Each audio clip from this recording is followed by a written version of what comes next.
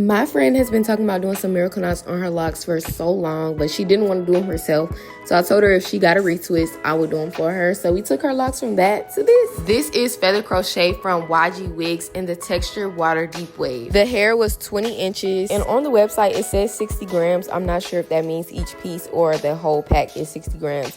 But that's what I got. I've been seeing people do miracle knots on their locks and they're actually sticking the crochet needle through their locks. Like, you do not need to do that. If you decide one day that you want to comb out your locks, you don't want them to be messed up on the inside.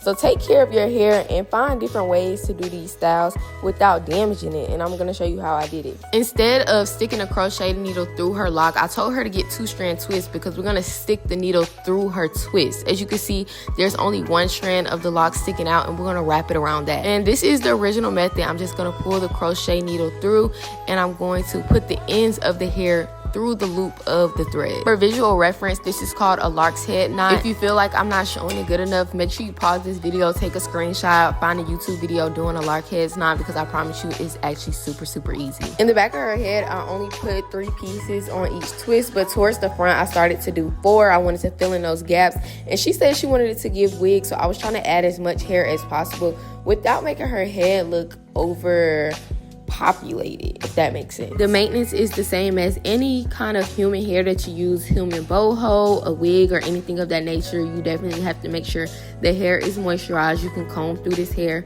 It won't mess up your locks. Just make sure you're not combing out your rubber bands, but if you're being careful, you shouldn't have any issues. As far as the takedown process, all you have to do is pull on that feather crochet string piece and it should loosen up. Because she has a lock and it's a wider base than your typical braids that you're sticking through, it should be fairly easy to pull that feather crochet off of her locks. And if you guys want me to show the takedown, I definitely can record that when she's ready to take the style down. But honestly, I'm not going to talk you guys to death with this explanation. I really just did this all over her head, and towards the end I'm going to show you how the final look came out.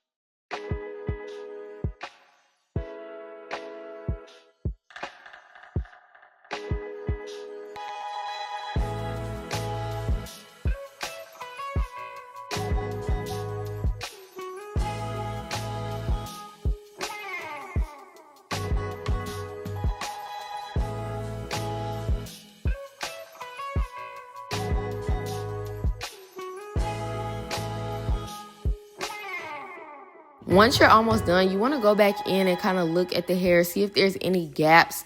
If I added any pieces to the top of her head, I actually looped them around 2 of her locks because, as you can see, they're a lot thinner at the top and I didn't want them to be hard to take out. And when I refer to the top of her head, I'm really talking about the roots of her locks. And this is how her hair came out. We used 2 full packs and then we opened up a 3rd pack and used like a couple of strands from there. But you really could do this with 2 packs. If you want something fuller, I definitely recommend using more hair. This was her first time, so I didn't want to overdo it, but we definitely know like what kind of density that she's looking for next time.